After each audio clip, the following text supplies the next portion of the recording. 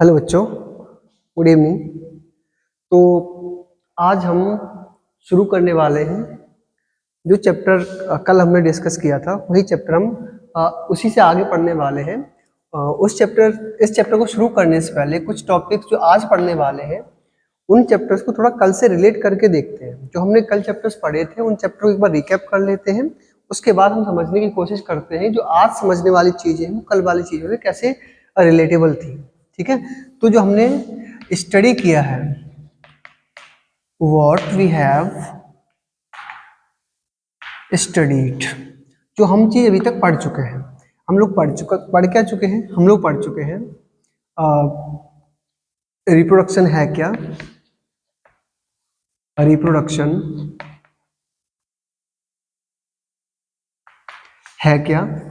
उसके बाद हमने पढ़ लिया था नीड ऑफ रिप्रोडक्शन।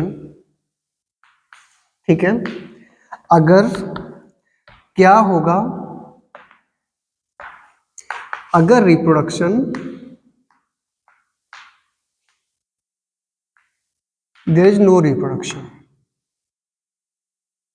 ये सारी चीजें हम डिस्कस कर चुके थे। ठीक है, और हमने ये चीजें भी पढ़ ली थी कि रिप्रोडक्शन जो होता है, रिप्रोडक्शन के टाइप्स क्या होते हैं। ठीक है, टाइप्स भी हम पढ़ चुके थे। टाइप्स कौन से थे? टाइप्स आपके थे, दो टाइप थे, सेक्सुअल रिप्रोडक्शन, सेक्सुअल रिप्रोडक्शन, और नेक्स्ट आपका था असेक्सुअल रिप्रोडक्शन।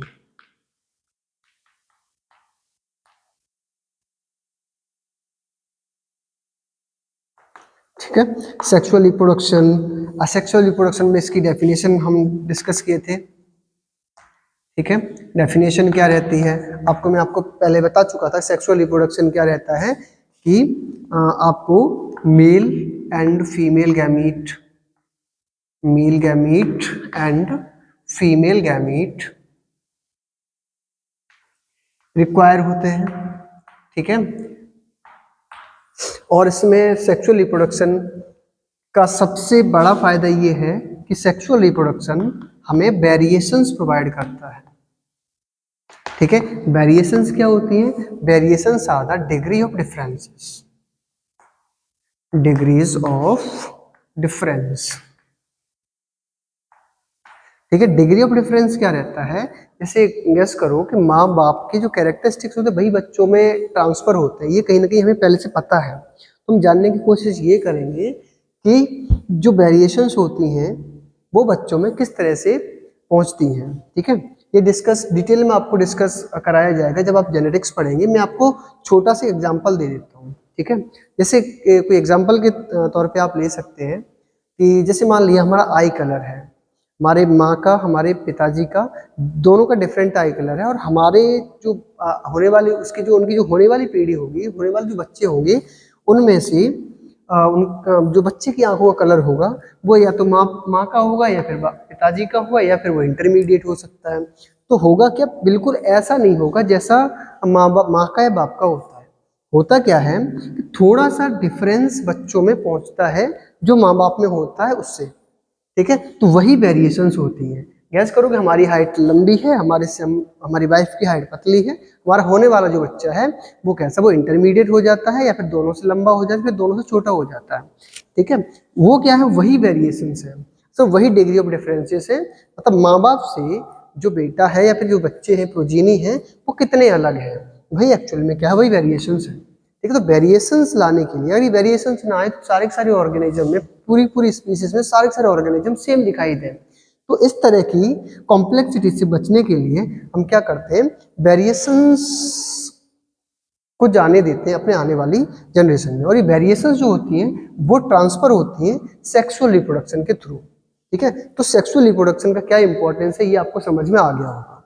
अब आगे हम क्या पढ़ेंगे, और आपको ये भी समझ में आ गया होगा कि मेल और फीमेल दोनों गैमेट्स में इन्वॉल्व होते हैं।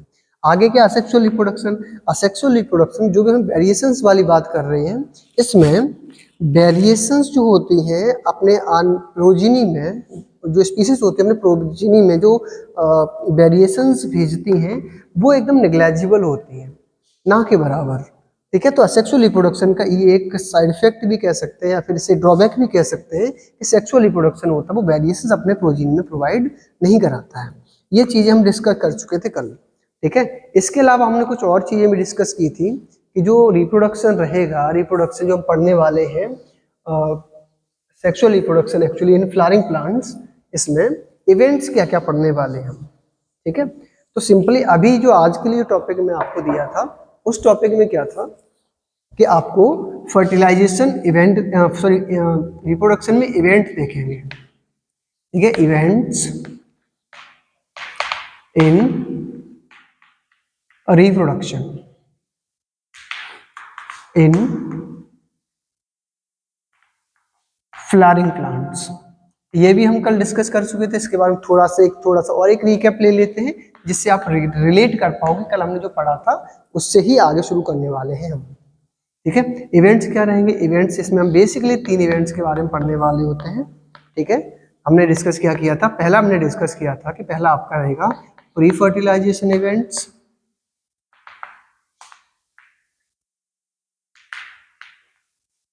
प्री फर्टिलाइजेशन इवेंट्स, ठीक है।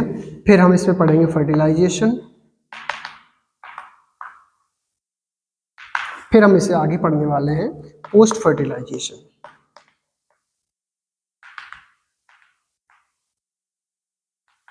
Post fertilisation.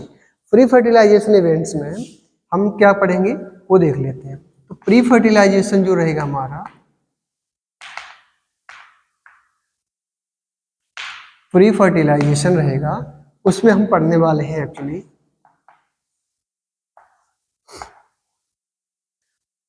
गैमेटोजेनेसिस, इसमें डिस्कस करेंगे।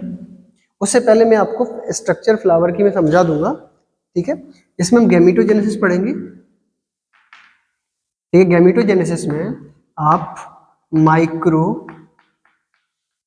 स्पोरोजेनेसिस, ठीक है, और दूसरा हम पढ़ेंगे मेगा स्पोरोजेनेसिस, ठीक है। माइक्रोस्पोरोजेनेसिस में हम पढ़ने वाले होंगे, माइक्रोस्पोरोजेनेसिस है वो हमारे लिए होगा प्रोडक्शन ऑफ पॉलन ग्रेन्स, ठीक है। मेगा स्पोरोजेनेसिस जो रहेगा वो रहेगा प्रोडक्शन ऑफ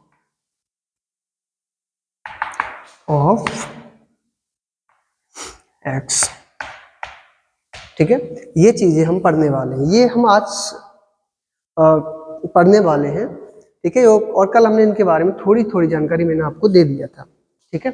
तो सिंपल हम शुरुआत आज जो करने वाले हैं वो एक फ्लावर के स्ट्रक्चर से शुरुआत करने वाले हैं, ठीक है। तो प्री फर्टिलाइजेशन तो और चीजें भी आगे हम पढ़ते हैं, हम इसमें पढ़ते हैं पॉलिनेशन भी पढ़ते हैं, ठीक है। पॉलिनेशन के बारे में हम आपको बता चुके थे, पॉलिनेशन है क्या? Transfer of male gamete from the anther of stamen to the stigma of female reproductive part, ठीक है। आगे देखो पॉलिनेशन ट्रांसफर होता है सिंपल, क्या है? Transfer of pollen grain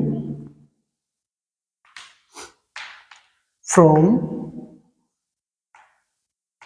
anther to stigma, ठीक है। ये पार्ट था, ठीक है। पॉलिनेशन के टाइप्स हम डिस्कस कर चुके थे, टाइप्स कितने होते हैं? सेल्फ पॉलिनेशन,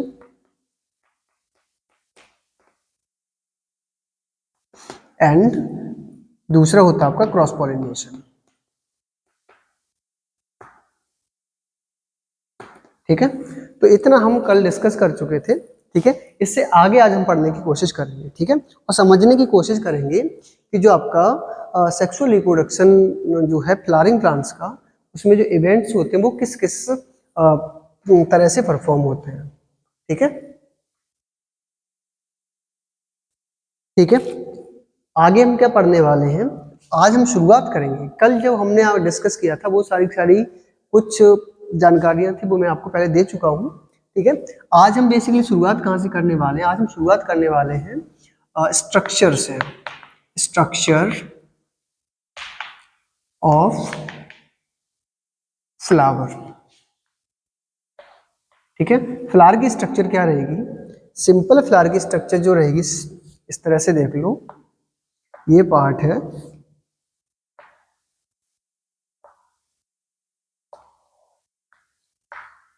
इस तरह से।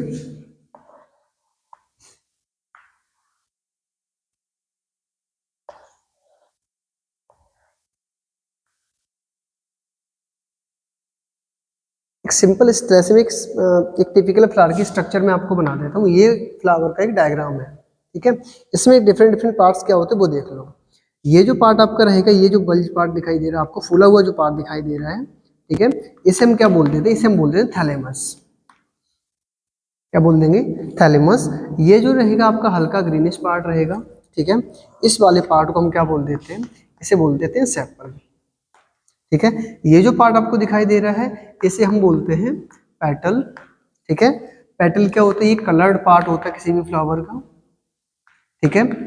और इसका इंपॉर्टेंस ये होता है कि पॉलिनेटर्स को अट्रैक्ट करता है, ठीक है। पॉलिनेटर्स होते हैं और वो क्या करते हैं, फिर पॉलिन ग्रेन्स को ट्रांसफर करते हैं सेम या फिर दूसरे फ्लावर के स्टिग्मा पर, ठीक है। और सिंपल ये जो पार्ट आपको दिखाई दे रहा है, इस वाले पार्ट को हम क्या बोलते हैं, इस वाले पार्ट को हम बोल देते हैं स्टैमेन,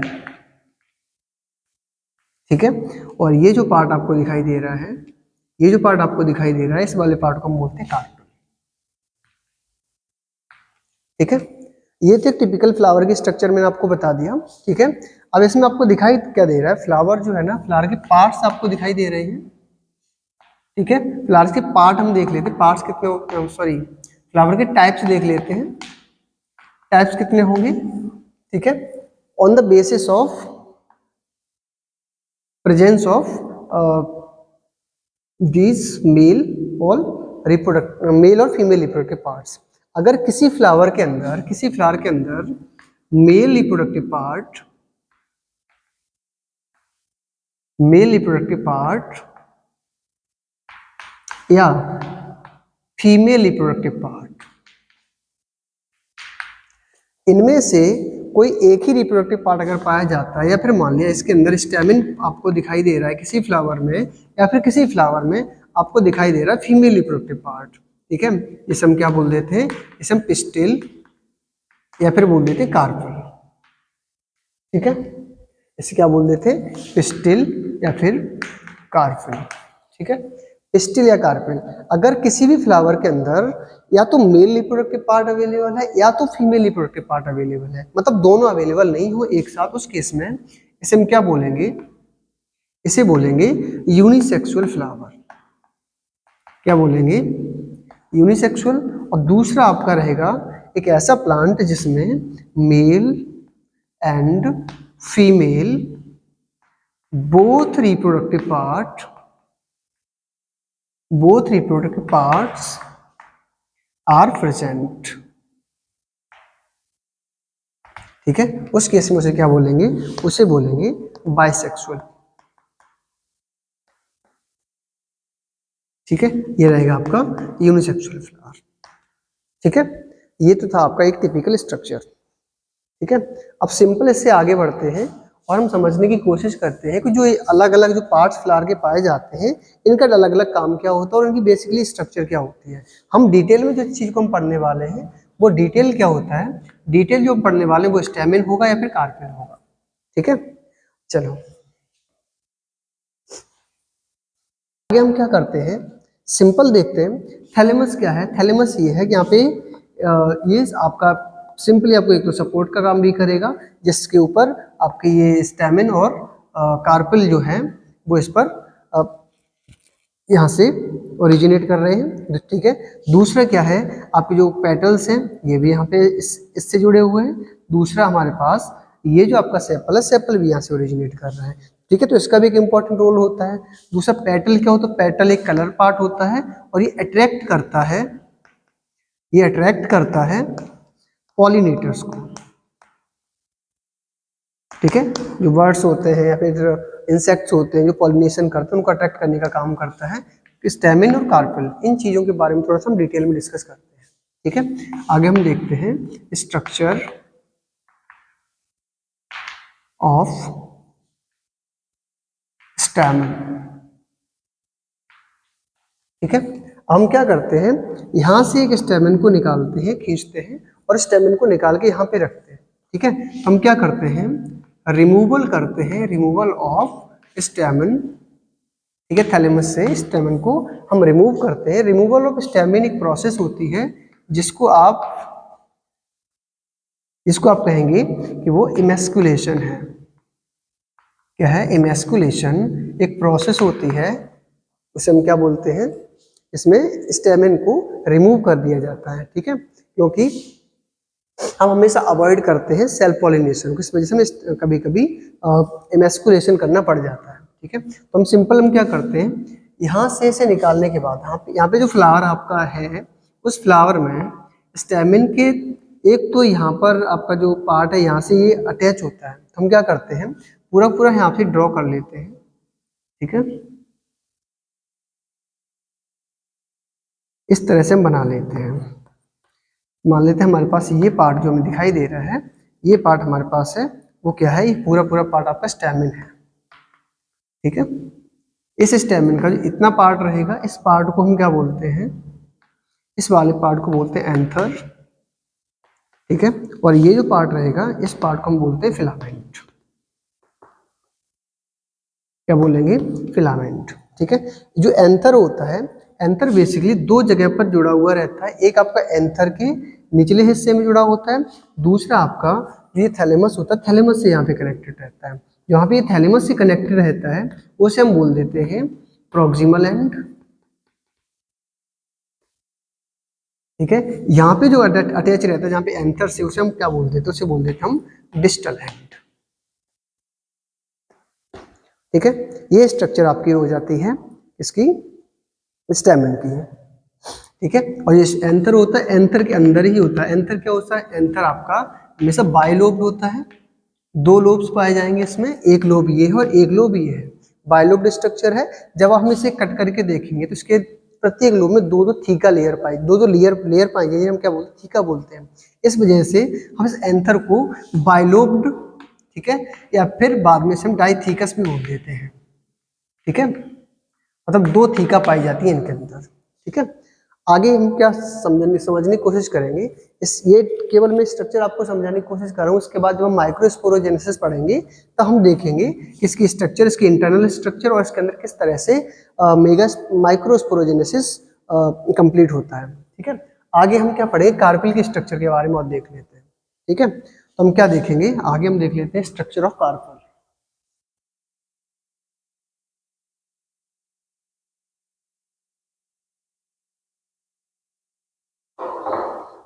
हम देखते हैं स्ट्रक्चर ऑफ कार्पल या फिर पिस्टिल। ठीक है, पिस्टिल या कार्पल की स्ट्रक्चर देखिए। ठीक है, हम सिंपली इसको इस तरह से बनाते हैं।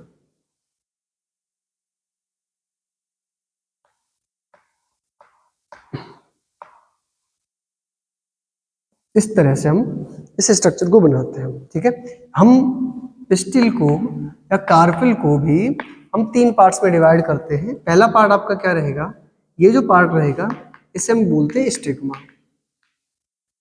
इसे स्टिग्मा बोलते हैं। ये जो पार्ट है, इस वाले इतने पार्ट को हम क्या बोल देते हैं, इस वाले पार्ट को बोलते हैं स्टाइल। ठीक है, और ये जो बल्ज पार्ट है आपका, फूला हुआ पार्ट है,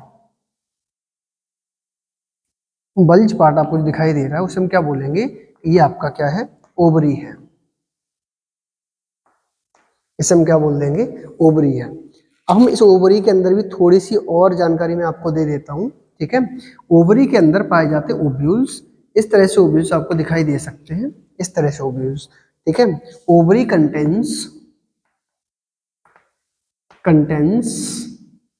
ओव्यूल्स। ओव्यूल्स किसी भी फ्लावर में कितने होंगे, इससे ये पता चलता है कि अगर जैसे मान लें किसी भी फ्लावर के अंदर एक सिंगल ओव्यूल है, सिंगल ओव्यूल है, उस केस में उसके अंदर एक सिंगल सीड का प्रोडक्शन होगा, मतलब एक सीड का प्रोडक्शन होगा। अगर एक से ज्यादा अगर ओव्यूल्स है, उतने ही सीड का प्रोडक्शन होता है।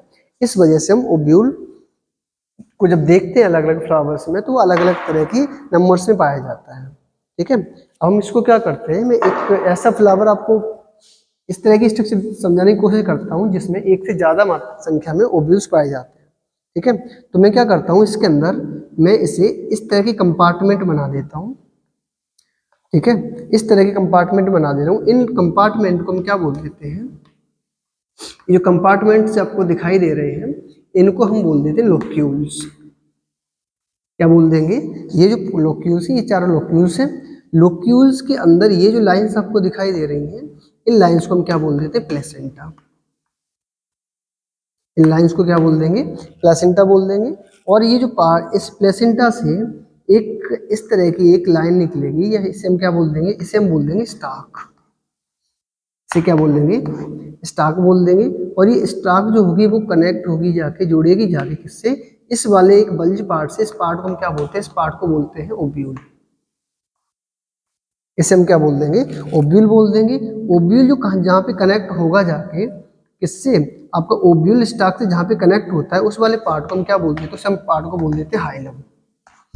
ठीक है, ये था स्ट्रक्चर दोनों चीजों का।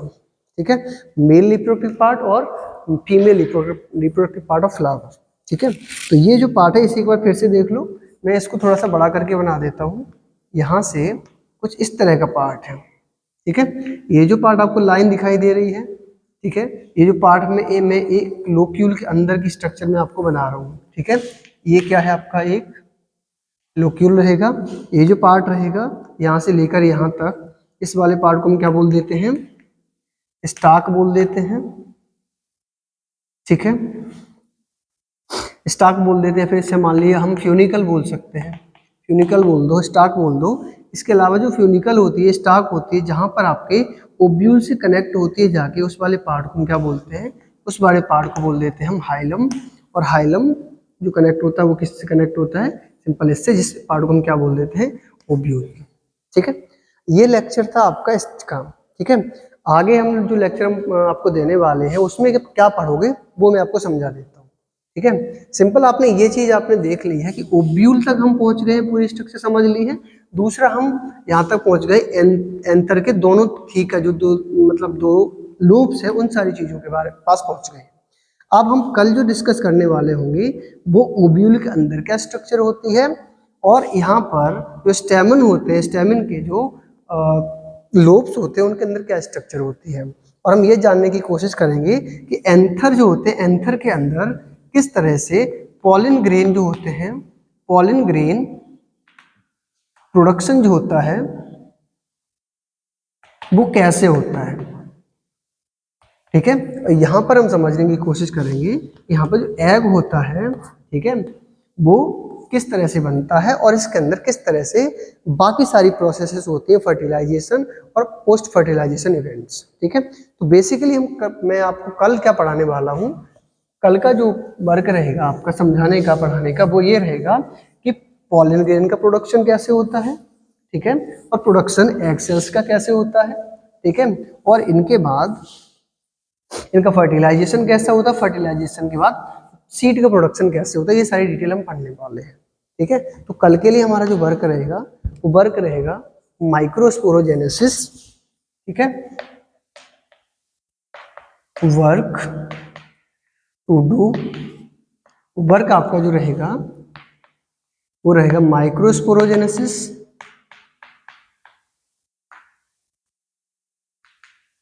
और दूसरा आपका रहेगा मेगा स्पोरोजेनेसिस। ठीक है, इसमें हम समझने की कोशिश करेंगे कि पॉलिन ग्रेन का प्रोडक्शन कैसे होता है,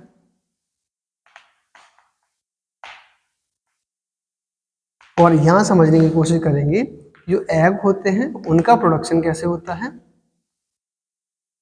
ठीक है, उसके अलावा हम समझने वाले होंगे कि फर्टिलाइजेशन कैसे रहेगा। फर्टिलाइजेशन में हम क्या पढ़ेंगे, डबल फर्टिलाइजेशन पढ़ेंगे। ठीक है, डबल फर्टिलाइजेशन पढ़ेंगे। ठीक है, इसमें आप सिंगेमी पढ़ेंगे। ठीक है, ये सारी चीजें हम कल तक पढ़ेंगे। माइक्रोस्पोरोजेनेसिस से पहले हम कुछ और चीजों का भी डिस्कस करेंगे। स्ट्रक्चर हम पढ़ने वाले हैं, स्ट्रक्चर पढ़ने वाले हम किन किन चीजों की, वो स्ट्रक्चर्स रहेंगी आपकी, एक तो आपके एंथर की स्ट्रक्चर जो रहती है, एंथर की स्ट्रक्चर क्या रहती है, दूसरी हम स्ट्रक्चर पढ़ने वाले होंगे वो ओब्यूल के अंदर की स्ट्रक्चर क्या होती है। ठीक है, ये सारी की सारी चीजें आपको मैं कल समझाने वाला हूँ, किस तरह से मेगास्पोरेंजियम माइक्रोस्पोरेंजियम का फॉर्मेशन है, उसके अलावा कौन सी लेयर्स होती हैं इनके अंदर पाई जाती है, और किस तरह से आगे की जो प्रोसेस होती है वो कंप्लीट होती है। ठीक है, that's all for today, thank you.